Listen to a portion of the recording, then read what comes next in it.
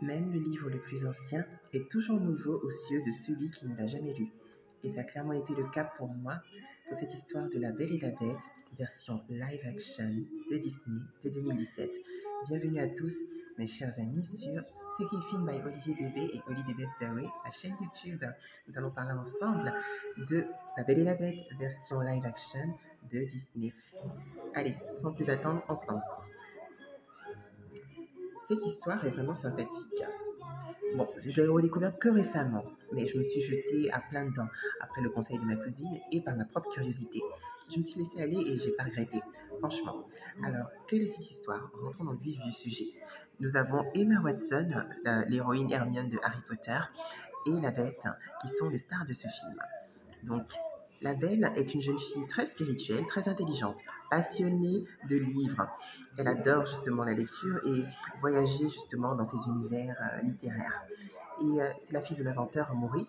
Ils sont dans un petit village français et ils sont justement un peu vus comme les, pas marginaux, mais en tout cas un peu particuliers, parce que lui c'est un inventeur un peu foufou, on va dire.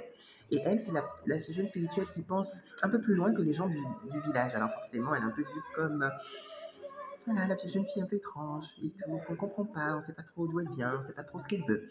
Et le bellâtre du quartier, Gaston, évidemment incarné par Luke Evans, très charmant, veut absolument s'approprier d'elle. Il n'aime pas, il la convoite.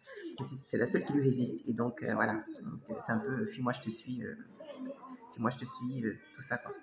Voilà, et donc Belle préfère franchement euh, autre chose, elle veut plus. Et la vie de Belle va totalement basculer le jour où son père se fait capturer par la terrible monstre vivant dans le château au plus profond de la forêt, la Bête. Euh, Ce château magique est très ténébreux et donc une prison pour Maurice. Et pour libérer son père, la jeune Belle, Emma Watson n'a pas d'autre choix que de sacrifier sa propre liberté pour libérer son père. Et à partir de là, elle devient prisonnière de la terrible Bête. C'est horrible pour cette jeune fille parce qu'on se dit, elle va sûrement mourir, il va sûrement la tuer, c'est un monstre. Mais au fur et à mesure du temps, un lien, un lien particulier se crée entre les deux.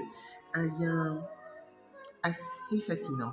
Et Belle, petit à petit, commence à voir la Bête sous un nouveau jour. Il faut savoir que la Bête a aussi un secret très particulier que je vous laisse découvrir. Et ceux qui ont déjà vu le film, le dessin animé, magnifique, savent de quoi je parle. Alors, ce que je peux dire vraiment, c'est que c'est un film qui est dans l'ambiance du dessin animé. Il y a beaucoup de nostalgie quand on écoute les musiques, quand on voit l'histoire, on sait un peu où on va, mais il y a des scènes en plus, il y a des musiques en plus qui prolongent le plaisir du dessin animé, mais qui nous donnent un peu autre chose. J'avoue qu'au début, j'étais pas spécialement fan de, de Emma Watson en tant que Belle. Je trouvais qu'elle n'était pas vraiment à la hauteur en fait du personnage. Je sais pas, peut-être un peu trop, je sais pas. Mais par finir, disons que je comprends un petit peu, parce que bon, je crois qu'au niveau marketing aussi, étant donné que c'est l'actrice Harry Potter, donc forcément, elle est très connue, donc c'est sûr qu'il faut jouer sur la popularité.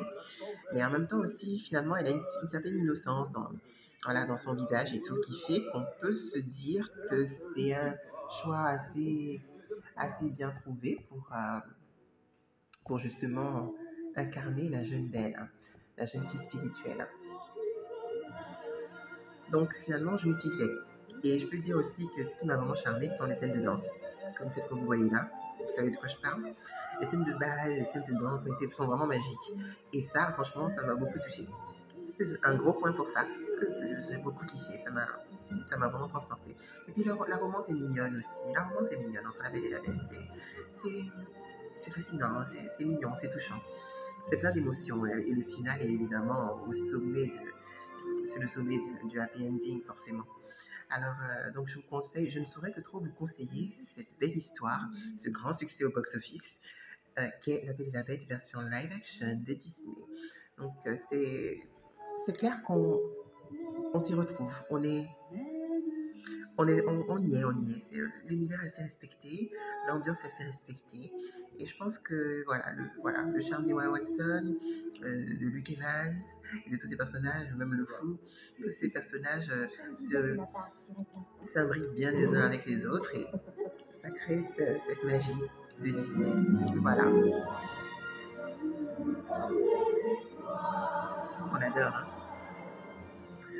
C'était quelque chose, une histoire Alors